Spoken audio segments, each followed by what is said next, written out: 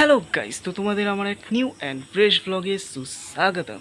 তো তোমরা কেমন আছো? আশা করি সবাই ফিট অ্যান্ড ফাইনই আছো। তো বন্ধুরা, অনেক দিন পর আবার একটা নিউ অ্যান্ড ফ্রেশ ব্লগ নিয়ে তোমাদের সামনে হাজির হয়ে গেছি। তো আজকে হচ্ছে রথযাত্রা। তোমাদের রথযাত্রা অনেক অনেক শুভেচ্ছা জানিয়ে ভিডিওটা স্টার্ট করবো। আর এই ভিডিওটা যবে আপলোড দেবো হয়তো রথযাত্রা পেরিয়ে যাবে। তো আজকে যাচ্ছি হচ্ছে আমার একটা বন্ধুর বাড়িতে, বিগত কয়েক বছর ধরে ও হচ্ছে রথ টানে, তো ওর সাথে একটু বেরাবো আজকে। আর তাছাড়া এখানে দুটো বড় বড় রথযাত্রা হয়, বিক্রমপুরে আর গয়েশপুরে, সেখানেও যাবো, একটু খাওয়া দাওয়া করবো, ঘুরবো টুরবো, হই হুল্লোড় মজার মাধ্যমে কাটবে আজকে এই দিনটা। তো চলো বন্ধুরা, আজকে এই দিনটা কীভাবে কাটাচ্ছি সেটা তোমাদের এই ভিডিওর মাধ্যমে একটা দেখাবো। তো চলো বন্ধুরা, ভিডিওটা একটু স্কিপ না করে ফুল ভিডিওটা দেখতে থাকো। চলো ভিডিওটা স্টার্ট করে যাক, লেটস স্টার্ট।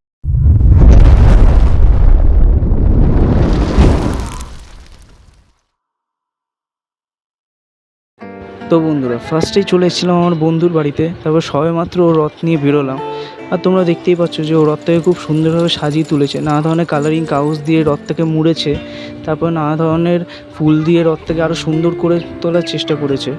তো চলো বন্ধুরা, ফার্স্টে তোমাদের হচ্ছে ওর রথটাকে একটু দেখিয়ে নিই, তারপরে যাবো হচ্ছে বিক্রমপুরে, সেখানেও রথ হয়েছে, সেখানে একটু বড় রথ হয়।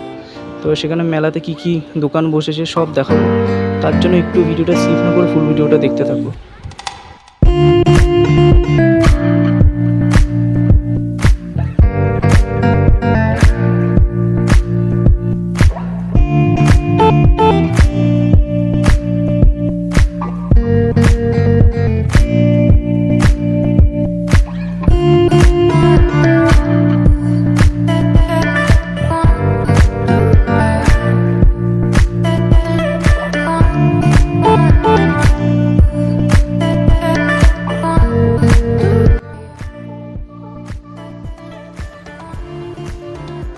তো বন্ধুরা, এখন চলেছে বিক্রমপুরের রথযাত্রায়। আর একদম ঢোকার পথেই দেখতে পেয়েছি খুব সুন্দর একটা লাইটিংয়ে গেট করা হয়েছে।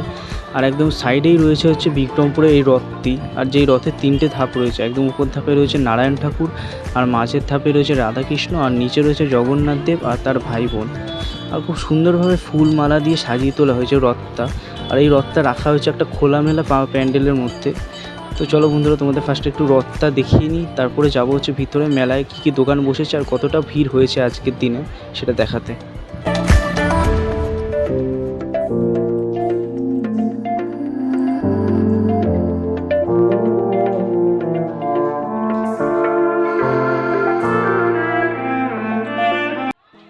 তো এখন প্রবেশপথ হয়ে ঢুকে পড়েছি মেলার ভিতরে। আর মেলার ভিতরে ঢুকতেই আমার বাদিকে পড়লো হচ্ছে একটা খাবার দাবারের দোকান, যেখানে বিরিয়ানি, মোগলাই, তারপরে এগ রোল, চাউমিন অনেক কিছুই পাওয়া যাচ্ছে। তাছাড়া এখানে আরও অনেক খাবারের স্টল বসেছে, যেমন ফুচকা, মোমো, আইসক্রিম। তারপরে এখানে অনেক ধরনের রাইডও আমি দেখতে পাচ্ছি। আর এখানে একটা বাচ্চাদের রাইড দেখতে পেলাম, যেখানে বাচ্চারা লাফাচ্ছে, এটা আমি ছোটোবেলা অনেক চড়েছি। তাছাড়া এখানে আরও রাইড রয়েছে, ওখানে ব্রেক ডান্স রয়েছে, এখানে একটা ট্রেনের রাইড রয়েছে। তো চলো বন্ধুরা, এখানে আরও অনেক স্টল বসেছে, আর এখানে কী বসেছে তারপরে অনেকটা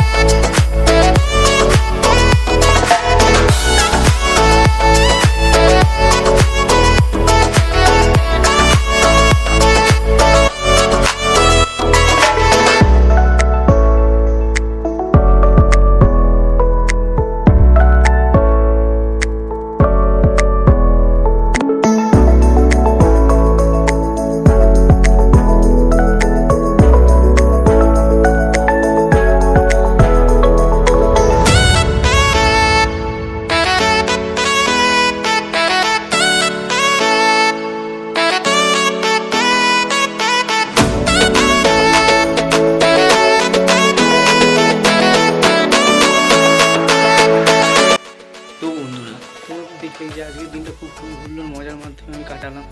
ফার্স্টেই তো চলে গেছিলাম আমার বন্ধুটার বাড়ি, তবে ওখান থেকে রথ নিয়ে বেরালাম, অনেকটা ঘুরেছিলাম, তাই পায়ে পুরো ব্যথা হয়ে গেছিলো।